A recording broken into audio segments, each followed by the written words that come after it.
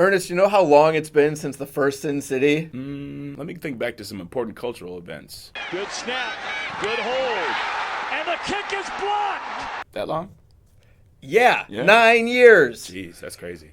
I'll put it in perspective. That movie opens with Josh Hartnett and Marley Shelton. Is Josh Hartnett still alive? Yeah, he's in good. another show right now, which I don't watch. Good for you, so Josh Hartnett. And nothing against them, but that makes 9 years feel like 100 years ago. Yes, it was. Welcome to. Do we have to say flick it, or did you just mean welcome to? Yeah. Let's. Damn it, you're gonna use that. Yes, he is. But I'm excited about this movie, man. I like The Last Sin City. The first one was great. Some interesting changes here. Josh Brolin is now playing the Clive Owen role. Oh, those two don't look anything alike at all. It makes sense. I'm fine with it. Yeah, okay. Jamie Chung is now playing the assassin, Miho, who doesn't talk at all. Right. Because Michael Clark Duncan passed away, of course. Dennis Haysbert is now taking over for that role. Yeah, that's crazy. I'm fine with those substitutions. You know what I'm not fine with? Putting Jeremy Piven in this movie. Why? Part of what made the first Sin City so good was the mood, just the feeling, aside from the awesome visuals. Once Ari Gold arrives in the sequel, he's not playing Ari Gold, but you get the Isn't he always kind of playing Ari Gold? Yes, he is kind of playing Ari Gold. Jesus Christ, you all suck. If I didn't have a 5-year lease on this place, I'd shut it down and work out of a cardboard box by myself. And it completely pulled me out of the movie. Lloyd! That's an impression from his character on Entourage. I didn't get that reference. Call the fucking cops. The thing I loved about the first Sin City, they didn't try to make it a movie. They tried to just bring the comic book, the Frank Miller series over dozens of years, to life. Is this more of the same? It looks like it's still going to have the same kind of graphical treatment, right? It's definitely more of the same and all the negative implications that implies.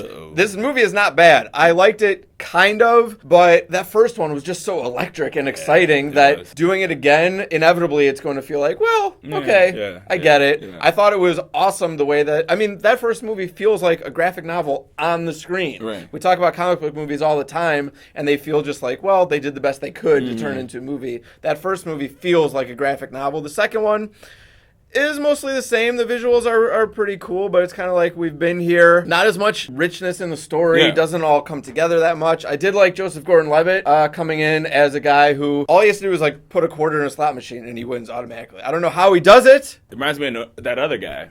Fruit wheats, the cereal. Fruit wheats, whoa. That one, yeah. What did that have to do with anything? Oh, sorry. I was thinking about lunch. This guy.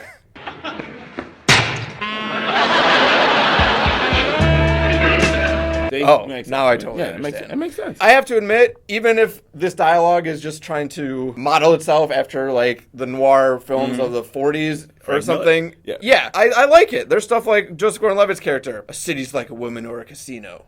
Someone's gonna win, and it's gonna be me. I have used that line before. It actually is my bio on Tinder. Another line I always react when someone says the title of a movie in dialogue. Mickey Rourke's character looks at Ava Green and says to Josh Brolin, "That's a dame to kill for." The only way for me to solve this crisis is to be Superman 4, The Quest for Peace. Oh, that's why they call it that. That just sounds awkward to me. What are some other movie titles that would have been ridiculous to put into dialogue? Man, we are sure having some adventures in babysitting tonight, huh? Well, this sure was one great Ferris Bueller's Day Off. Man, what a crazy Lethal Weapon 4 this is. I love me a good LA Confidential. I really do. What a curious case of Mr. Fox. You know, the great...